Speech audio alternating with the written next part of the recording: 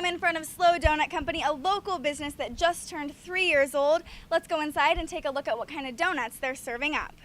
SLO celebrated its 3rd birthday on September 30th this year. In its short life as a local business, it has become the go-to place for donuts and a popular study spot for students. They're not your regular, circle donuts. They're pillows, there's, croissants. With more than 30 different varieties, SLO offers unique donut flavors. We're not afraid to try or experiment with different things. The most popular pastries, maple bacon bars, and Nutella pillows. But the flavors aren't the only thing that draw people to SLO. I enjoy that it's a college environment, so I see a lot of people that I know. Just the culture here, it's got like this young feel, good music, a lot of people hanging out here.